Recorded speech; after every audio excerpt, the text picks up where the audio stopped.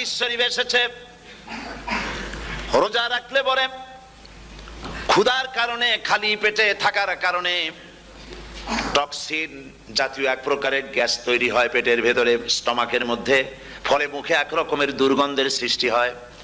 নবীজি বলেছেন রোজাদারের মুখের থেকে যে গন্ধ বের হয় আল্লাহ পাকের কাছে রোজাদারের মুখের গন্ধ মিস্ক আম্বারের চাইতে বেশি পবিত্র। অন্তত ১৫০০ বছর আগে আল্লাহ রাব্বুল আলামিন নির্দেশ করে রেখেছেন সূর্য সাদা হওয়া থেকে, পূর্ব দিগন্ত সাদা হওয়া থেকে শুরু করে পশ্চিম দিগন্তে যখন কালো হয়ে কালো রেখা দেখা দেবে, যখন মাগরিব হয়ে যাবে, সূর্যাস্ত যাবে, ততক্ষণ পানাহার আর স্ত্রী সম্ভোগ থেকে বিরত থাকো। ১৫০০ বছর আগের আল্লাহ রাব্বুল আলামিনের এই নোটিশ কিভাবে কার্যকরী হচ্ছে উম্মতের মধ্যে, মুসলমানদের ভেতরে।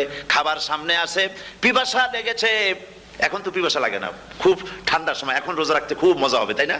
খুব মজার রোজা। কিন্তু এই রোজা যখন জুন মাস আর জুলাই মাসে আসবে তখন টের পায় মানুষ রোজা কাহাকে বলে। প্রচন্ড পিপাসা, সামনে সব খাবার পড়ে আছে, একটা খাবারের দিকে রোজাদারের হাত যায় না, ঘড়ির দিকে তাকায় আর চুপ করে বসে বসে আল্লাহর জিকির করতে থাকে। আল্লাহ কয় ফেরেশতারা, দেখ এই বান্দা বানাইতে নিষেধ করছিলি, সুবহানাল্লাহ। আল্লাহ খুশি হয়ে যান। রোজাদার অপেক্ষা করতে থাকে, ঠিক যখন কাটায় কাটায় সময়টা এসে গেছে তখন আল্লাহর নাম করে খুরমা দিয়ে পানি দিয়ে ইফতার শুরু করে দিল। আল্লাহ পাক খুশি হয়ে গেলেন।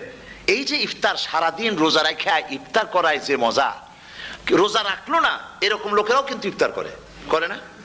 পুরান ঢাকায় আছে, ঢাকার তো কয়েকটা এলাকা আছে, পুরান ঢাকার লোকেরা নাকি বলে যে যারা রোজা রাখে না তারা বলে যে রোজা না রাখে একরকম পাপ করছি, আর ইফতার না করিয়া কবিরা গুনাহ করবো নাকি, ইফতার তো করাই লাগবে।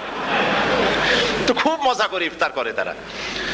তো সারাদিন রোজা রেখে পেঁয়াজি, ছোলা, বুট, মুড়ি খাওয়ায় যে মজা, সারাদিন ভাত খাইয়া তারপরে ইফতারে শরীক হওয়া, ছাগলে ঘাস খাইলে যেমন লাগে ওইরকম তার মুখে লাগে, এই মজা পাবে না। রোজাদারের যে মজা লাগে সেই মজা সে পাবে না।